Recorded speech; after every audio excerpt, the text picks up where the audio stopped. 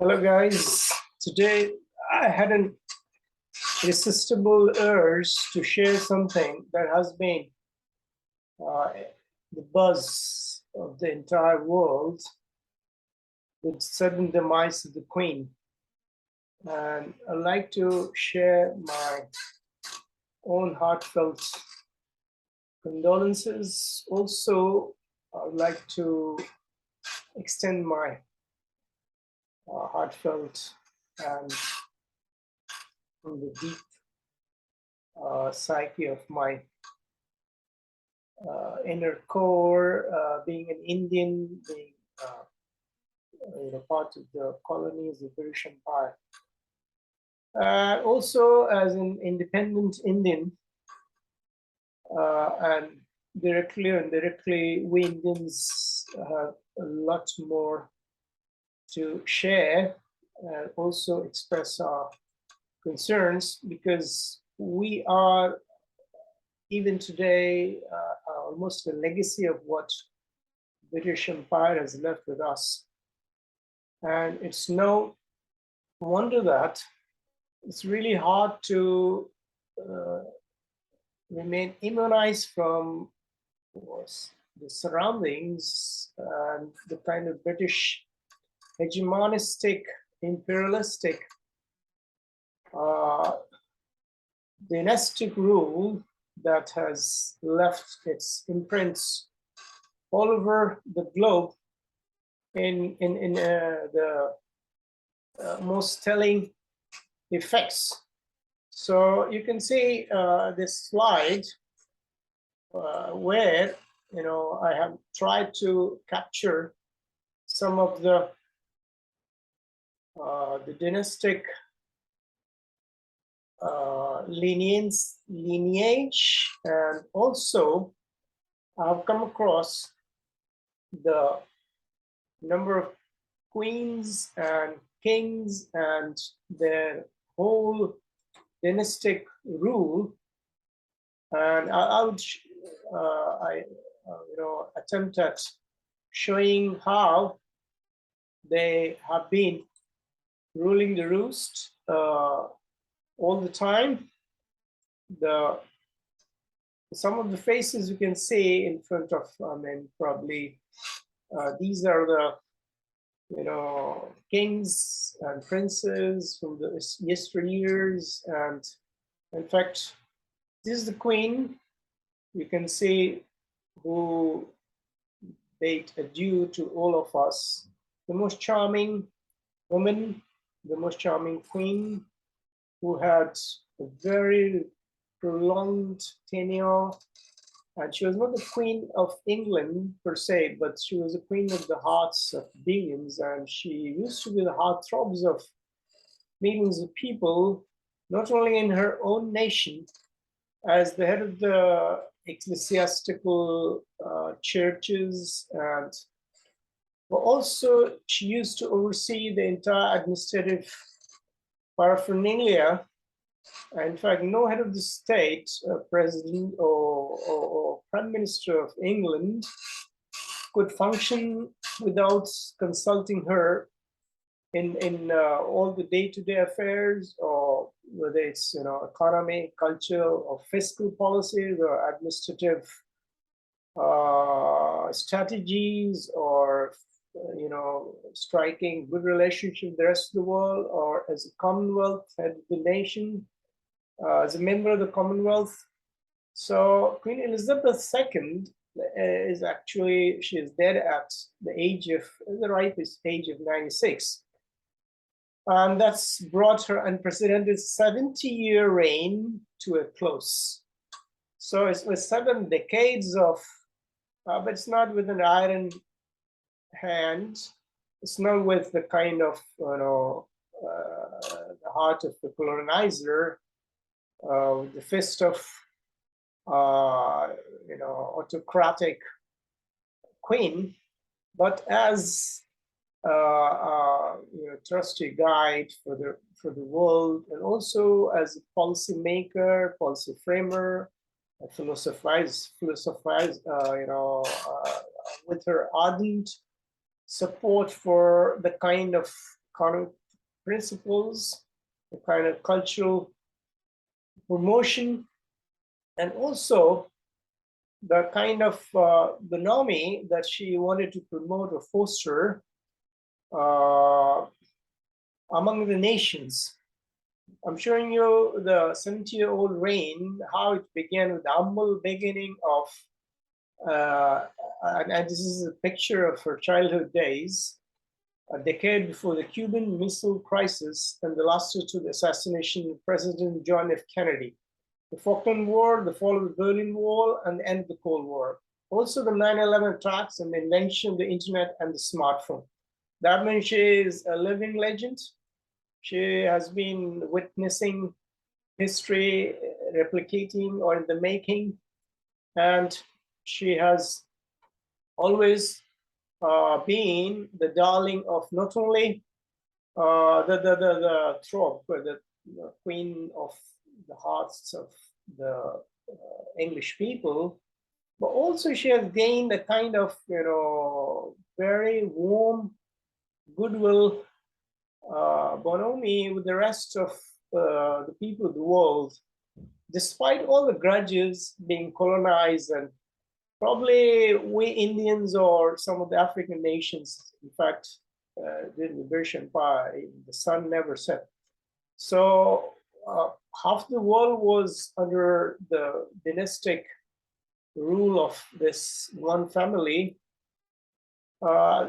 Delving deeper into her past years and how she was thrust the very onerous task of becoming the queen, and also becoming the in fact she had to she fell in love when she was quite young, only 8, and this Philip was 14 or 16 years old. Elizabeth and Philip married at Westminster Abbey in 1947 in front of 25,000 guests. Time magazine reported that Philip gave up smoking that morning as a gift to his new wife. That's a good gesture on the part of the husband, quit smoking and getting addicted or intoxicated with a wife's love and affection. The humble beginning and her rise to the meteoric position of becoming the queen of the whole world started with her taking into account the pivotal role of not only reigning and also intervening time to time, and also commanding and giving supports with the queen. I mean, could show you the picture of how the queen got the greetings, well wishes in London during celebration 1977 of her silver jubilee. So she could successfully complete her 25th year in progress, and she was not only praised and admired over the world, but also she was famously called the Annus Horribilis. She wasn't called actually. In fact, there was a year when something went awry, and there was tragic sequences of events, and that year was named as Annus Horribilis, Latin for horrible year. The people were unhappy, and everyone knew it. She had an affair. I mean, there were some people in her family. They had scandalous journey, whether it was Sarah Ferguson or Prince Andrew, and they had a split.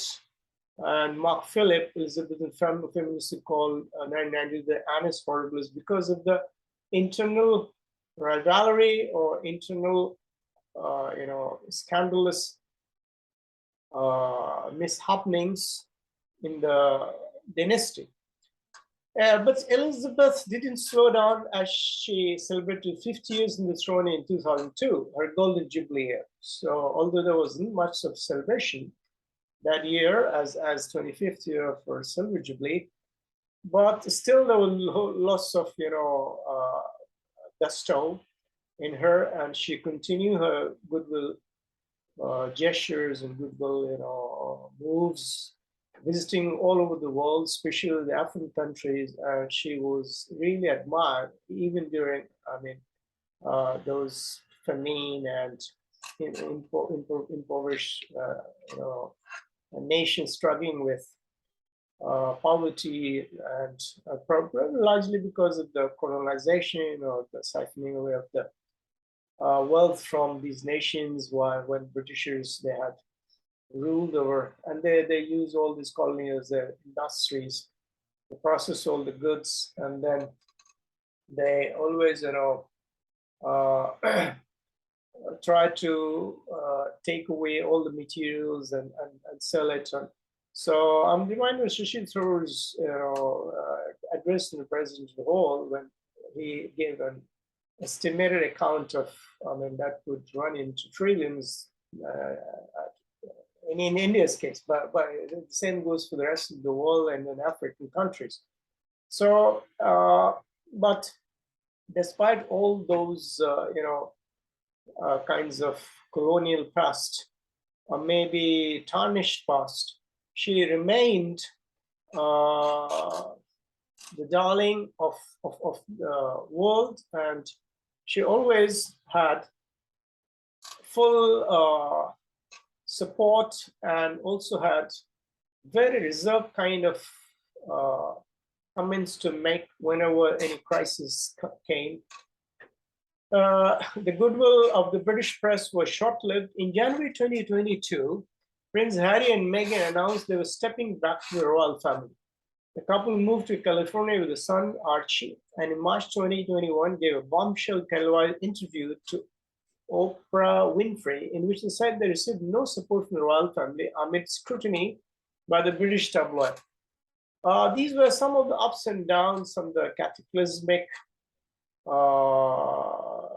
events that rocked the entire British monarchy. But that didn't deter her from going ahead with whatever she was supposed to deliver in the capacity of being the ceremonial monarch. And she just after 2 weeks period of mourning, even with her husband passing away, she didn't wait for much for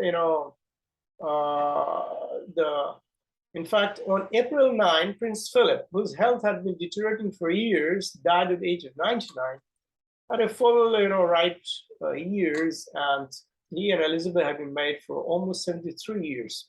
When the longest conjugal life lived in harmony. And a harrowing image from Philip's funeral on April 17 showed the Queen sitting alone because of COVID-19 restrictions.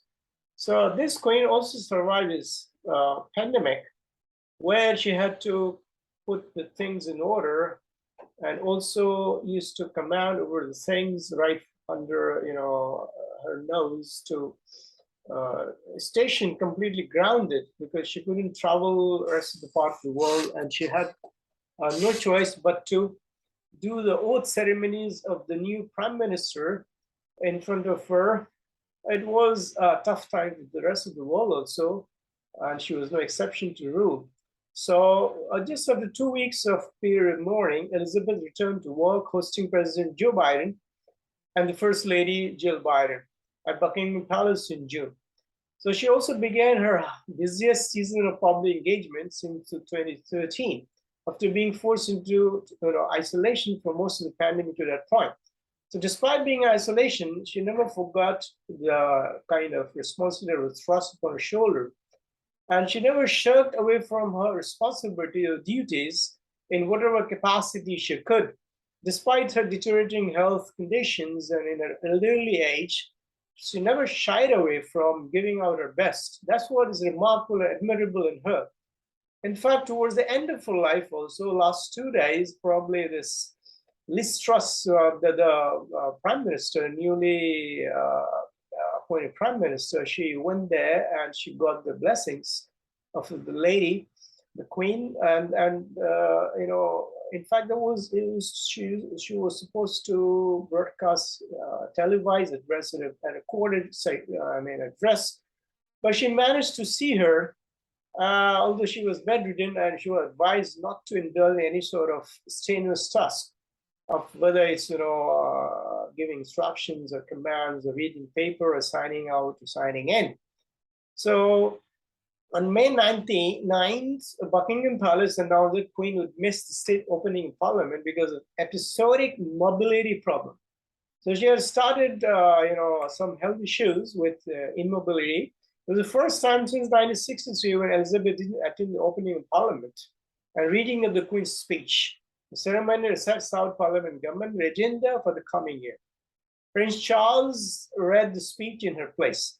So unfortunately, the story of her illustrious career as Queen was drawing to a close. And obviously, no one lives for eternally. The monarch continued her weekly audience with British Prime Minister Boris Johnson over the phone, but canceled her virtual engagement and she continued to recover during pandemic.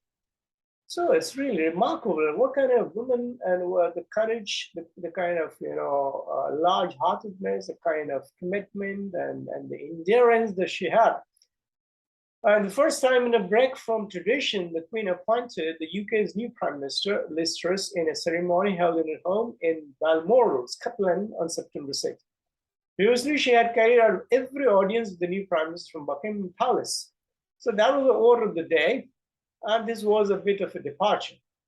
So the words of the national anthem, God Save the Queen, now it's going to be changed because with the mantle falling on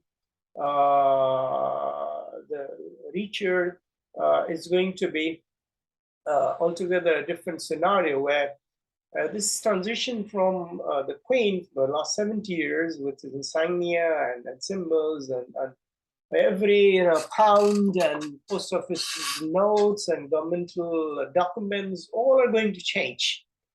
And this is not going to be easy for the government to switch over. It will take almost a decade or so when things are going to get back to normalcy. And obviously, this is going to be tough for British, monarchy to come up with or devise the ways of having another kind of protocols and ceremonies, and because she had almost laid the ground, almost paved the way for whatever is happening in England, and she made sure that things were kept in order in every true sense.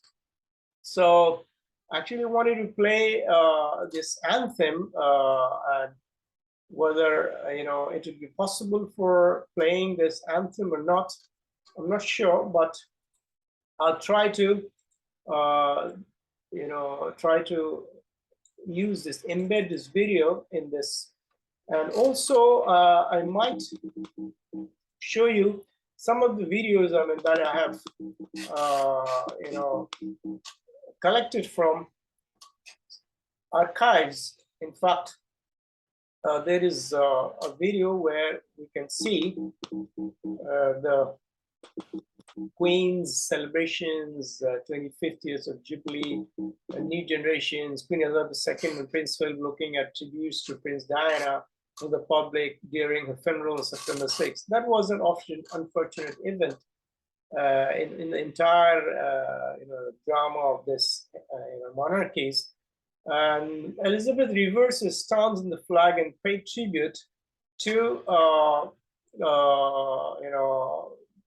Diana in a televised address to the nation, calling her an exceptional and gifted human being. Because Lady Diana, she was another heartthrob, and she broke away from the traditions, and she gave a hard time to the Queen, like Philip and all. So, and the way she was chased in a car, and due to Faraday, her lover, and the kind of death that she met, the kind of euphoria all around the world, and the tabloids flashing the news of the funeral, but still the Queen kept her calm, and she remained vigilant all over and presided over everything as a very mature queen, the head of the ecclesiastical house. And in fact, Elizabeth and Philip met at a wedding when the princess was 8 and he was 13. Philip was born into a Greek and Danish royal family. In fact, Philip was an admiral, and it is a very handsome, very charming fellow. And she instantly fell in love with her. Now, what is a bit disconcerting and that was quite unpleasant was that the loads of euphoria and hue and cry was raised because why, being an Indian, we should ever pay homage to the Queen, because she was our perpetuators of, she had indulged in victimization of the British Empire, and after all, she represents all those nasty, kind of criminal acts of endangering the lives of others, forcing the people to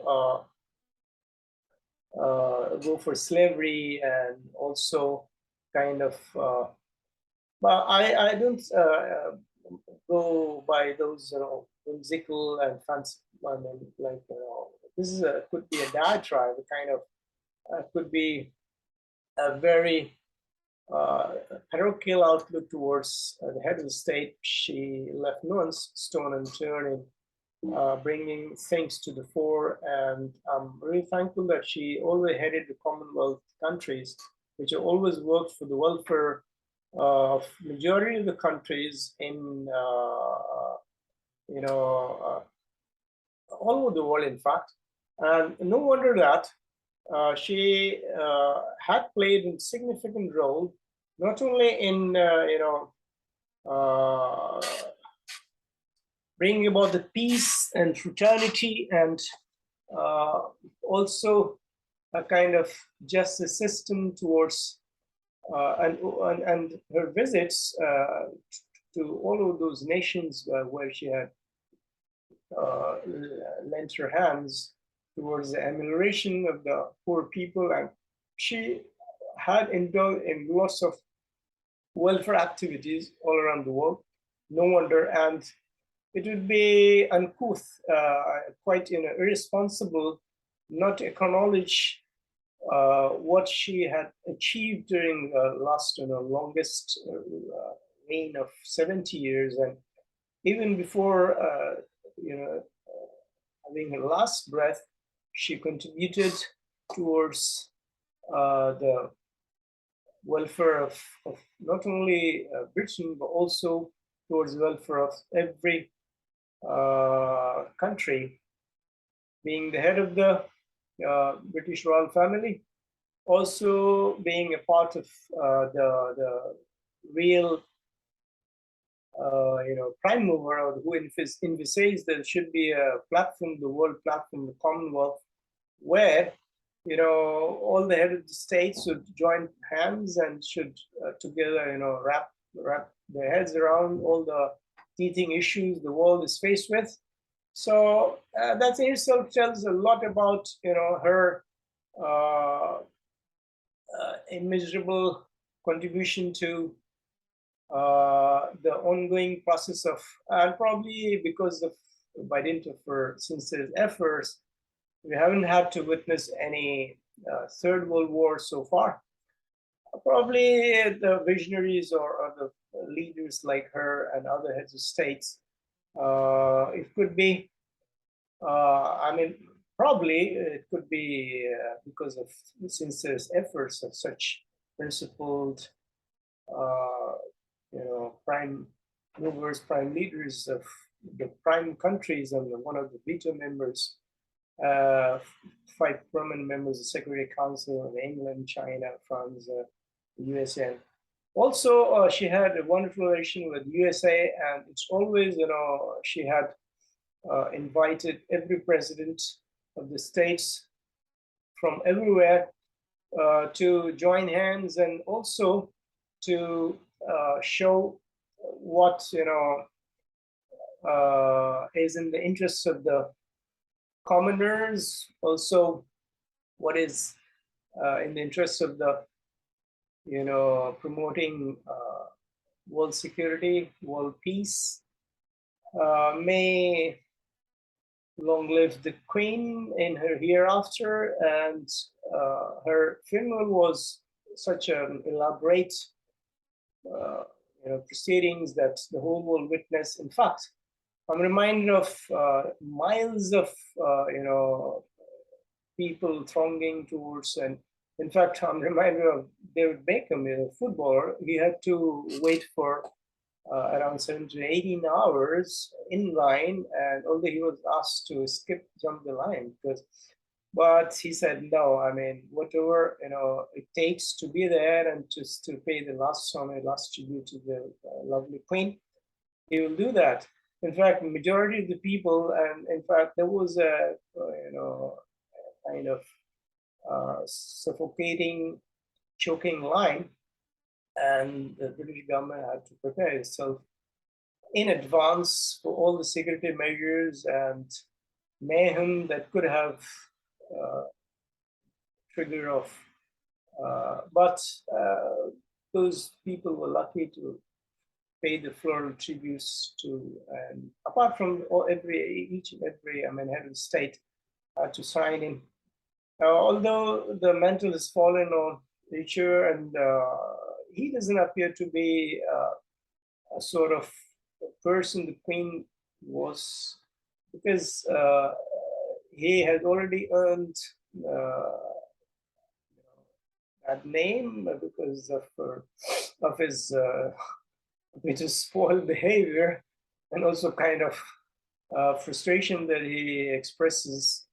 But my own sympathy with him, and let's see how far he is able to continue with the same decency and decorum the Queen has left, and how far he takes this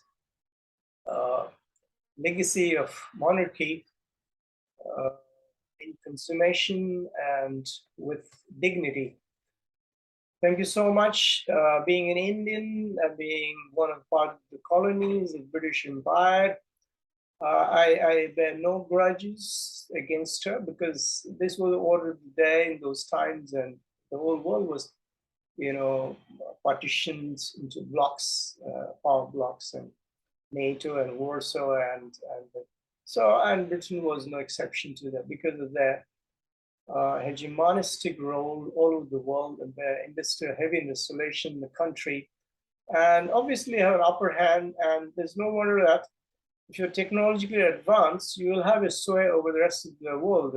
Even that's happening even today, and maybe directly, indirectly, but there are still colonies.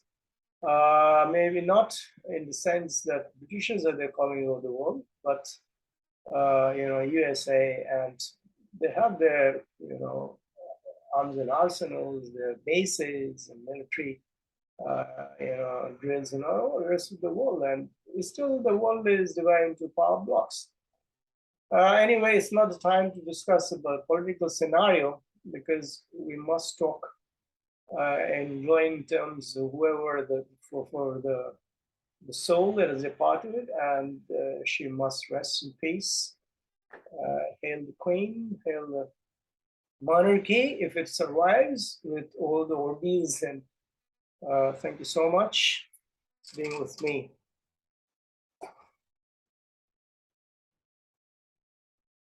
Okay, so here's the time to end up my session.